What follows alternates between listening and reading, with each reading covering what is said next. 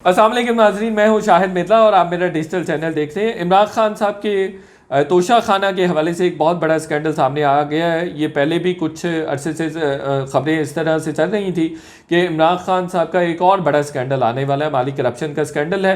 इसमें वाज़ेह तौर पर नज़र आ रहा है कि स्मगलिंग भी हुई है, मनी लॉन्ड्रिंग भी इन्वॉल्व है और करप्शन भी हुई है। किस तरह से उमर फारूक ज़हूर नामी दुबई बेस्ड पाकिस्तानी बिजनेसमैन मारूफ एंकर पर्सन शाहजेब खानजादा के प्रोग्राम में आया और उसने दावा किया कि उसने जो सऊदी प्रिंस मोहम्मद बिन सलमान ने इमरान खान साहब को एक ग्राफ की घड़ी, पेन और रिंग और जो कफ लिंक्स का सेट दिया था वो उसने 20 लाख डॉलर्स में ख़रीदा। अब करप्शन कहाँ पे हुई? करप्शन वहाँ पे हुई, इमरान खान साहब ने बताया कि उन्होंने ये तमाम जो सेट है ये पाकिस्तानी मार्केट में और पाकिस्तान के किसी बिजनेसमैन को बेचा, जो कि एक दुकान है F7 में। उन्होंने कहा कि उसको उन्होंने बेचा है और वो 5 करोड़ 10 लाख रुपए में वो सेट बेचा गया है। लेकिन अब जो तफसीलात सामने आ रही हैं उसके मुताबिक वो उस वक्त 2019 में वो सेट 28 करोड़ का बेचा गया था। यानी सीधा सीधा इमरान खान साहब ने 23 करोड़ रुपया छुपाया और 23 करोड़ रुपए की करप्शन की। और ये कहा जा रहा है कि जी 8.5 करोड़ रुपए उस ग्राफ घड़ी की कीमत काबीना डिवीजन के अफसरों ने लगाई थी, जिसका इमरान खान साहब ने 20% देकर और कानूनी तरीके से उन्होंने अपना एक तरह से मामला चुकता कर दिया था और मामला निपटाया था और कानूनी है। बिल्कुल वो कानूनी नहीं है। ये इतलात मौजूद थी कि पहले कीमतें कम लगवाई गई, उन अफसरान को दबाव का शिकार किया गया और दबाव डाला गया और उसके बाद कीमती चीज़ों की जो कीमतें थी वो कम लगवाई गई और उसके बाद उसका 20% पे किया गया। फिर उन्होंने ये भी, फवाद चौधरी साहब कह रहे हैं कि रूल बदल दिया था, रूल बदलने के बाद 50% कर दिया गया था। तो जो भी गिफ्ट्स रूल बदलने से पहले इमरान खान साहब ने मौसूल किए थे उनकी तफसीलात तो सामने आती है, लेकिन जो रूल बदलने के बाद गिफ्ट्स आए हैं उसकी तफसीलात सामने नहीं आती। यानी जब से रूल बदला है उसके बाद से कोई भी कीमती चीज़ इमरान खान साहब ने जाहिर नहीं की। अच्छा, इसमें किस तरह से बहुत सारी करप्शन, मनी लॉन्ड्रिंग इन्वॉल्व है। देखिए, सबसे पहले तो ये है कि कस्टम की क्लियरेंस के बगैर वो ग्राफ सेट दुबई जा नहीं सकता था। अगर कस्टम ने क्लियर किया है तो उसके डॉक्यूमेंट्स होने चाहिए, वो डॉक्यूमेंट्स मिसिंग है, सबसे पहला सवाल। दूसरा, अगर वो वहाँ पे बेचा गया है, कस्टम ने उसकी क्लियरेंस दी हुई है और आपके पास रसीद मौजूद है, तो जहाँ पे बेचा गया है उसकी रिसीट बताइए कहाँ पे है और पैसे कैश में ही क्यों लिए गए, और कैश में लिए गए हैं तो वो पाकिस्तान किस तरह से आए हैं। ये अभी तक इन सवालात का जवाब देने से पीटीआई कासिर है।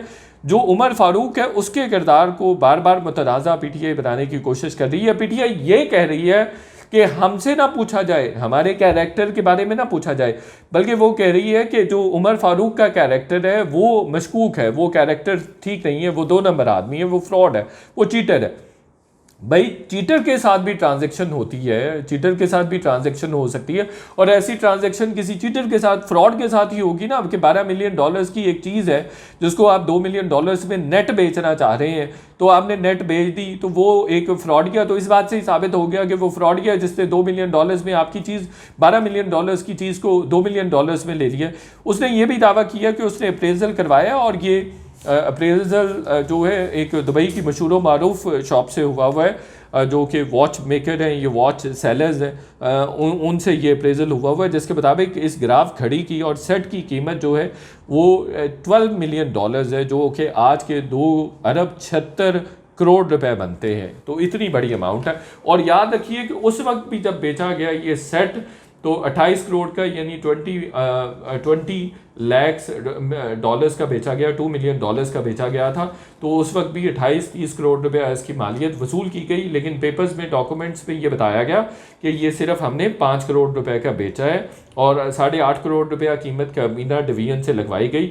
यानी कीमत कम लगवाई गई और बेचा भी ज़्यादा। 23 करोड़ का सीधा सीधा घपला वहाँ पे है। कोई कस्टम की रिसीट अवेलेबल नहीं है, कोई पैसा जिस तरह से वापस आया उसकी कोई भी बैंकिंग ट्रांजैक्शन नहीं है। तो ये मनी लॉन्ड्रिंग का केस है सीधा सीधा।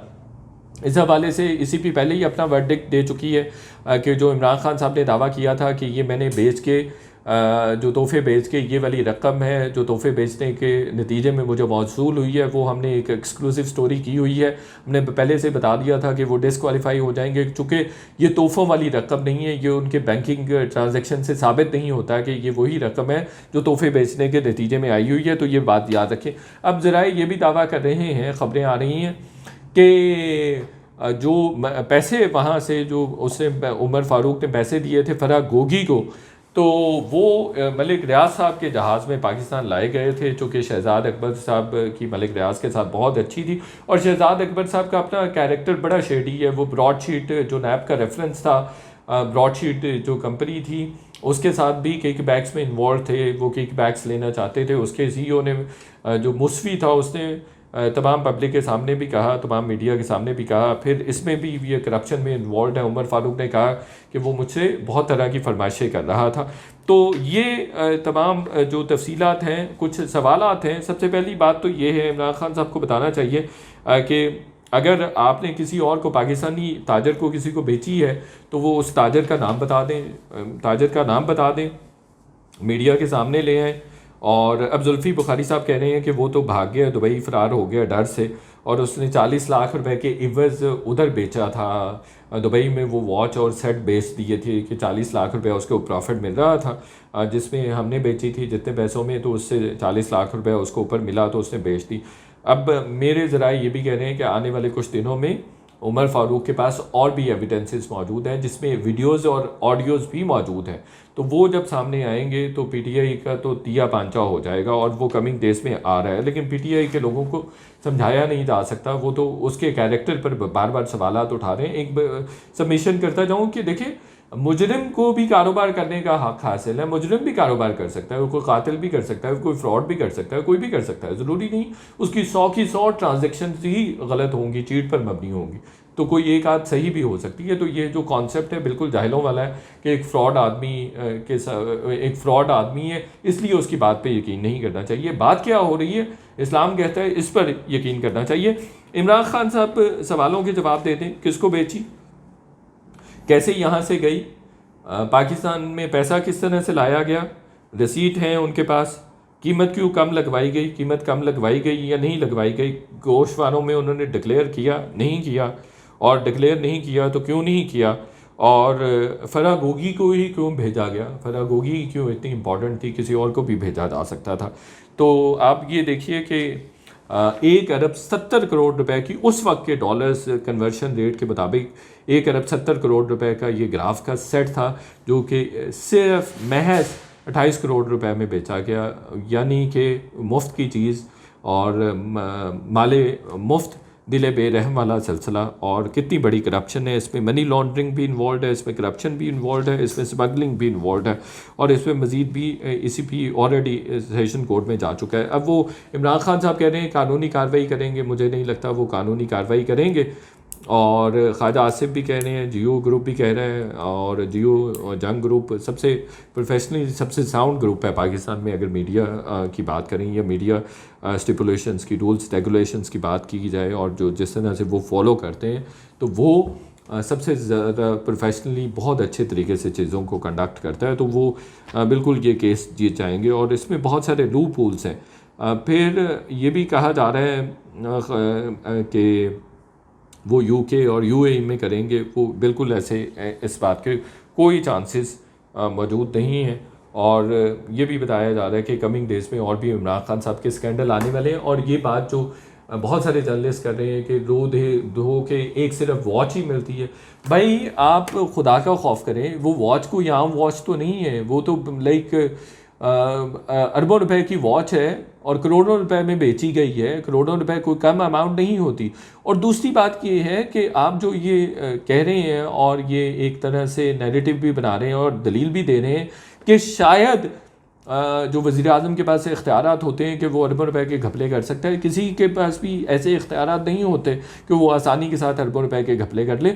और इमरान खान साहब के दौर में अरबों रुपए के घपले सामने आए हैं, कोई मेडिसन का स्कैंडल सामने नहीं आया, पेट्रोलियम मसनूआत का स्कैंडल आपके सामने, पेट्रोल स्कैंडल नहीं आपके सामने आया, आपके सामने रज़ाक दाऊद के स्कैंडल्स नहीं आए, आपके सामने जुल्फ़ी बुखारी के स्कैंडल्स नहीं आए, आपके पास 10 और रियल एस्टेट के प्रोजेक्ट्स के स्कैंडल्स नहीं आए, आपके पास फराह गोगी के जो 5 अरब रुपए की उनके नाम पे ज़मीन है, जो यहाँ पे रवात के करीब ज़मीन है, जो उनकी बीवी के नाम पे, ट्रस्ट के नाम पे, वो स्कैंडल नहीं सामने आया। फराह गोगी ने जो रिंग रोड पे ज़मीन ली और जो मलिक रियाज को बेची गई अरबों रुपए में, वो स्कैंडल आपके सामने नहीं आया क्या?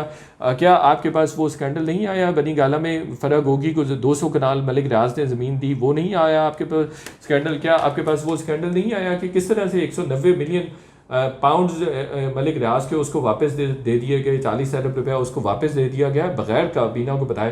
काबीना को ये बताया गया कि ये कॉन्फिडेंशियल है, ये ऑफिशियल सीक्रेट एक्ट है, ऑफिशियल सीक्रेट है, तो इसलिए आपके सामने तफसीलात नहीं बता रख सकते। तो 1000 तरह के स्कैंडल्स तो आपके सामने आ गए हैं। और क्या स्कैंडल सामने? हाँ, ये बात ज़रूर है कि गवर्नमेंट किसी तरह से प्रोसिक्यूट करने में नाकाम रही है। उसकी एक रीज़न ये भी है, हमारा जुडिशल सिस्टम भी कमज़ोर है। दूसरा, इमरान खान साहब से डरते भी हैं, इस्टेब्लिशमेंट भी डरती है, हुकूमत भी डरती है, और शायद कहीं ना कहीं गारंटीज भी इन्वॉल्व हैं कि इमरान खान साहब को नहीं पकड़ा जाएगा। तो ये आपकी बेतुकी बात है। स्कैंडल होता है, छोटा हो या बड़ा हो, चोरी होती है, बड़ी हो या छोटी हो, तो ये कहना ये कोई दलील नहीं है कि भाई उनका रोध हो कि एक ही स्कैंडल मिलता है। भाई ये भी अरबों रुपए का स्कैंडल है, और अभी ये डेवलपिंग स्कैंडल है, कुछ और भी तफसीलात आएंगी। ये कोई छोटा मोटा स्कैंडल थोड़ी है। इमरान खान साहब ने जो 37-40 सालों में जो जितनी अमाउंट कमाई थी, उतनी सिर्फ एक सेट बेच के अमाउंट कमाई गई है, और अभी बताया जा रहा है और भी बड़ी कीमती चीज़ें हैं। तो बहुत शुक्रिया, और दोस्तों के साथ इस व्लॉग को शेयर कीजिए और चैनल को ज़रूर सब्सक्राइब कीजिए।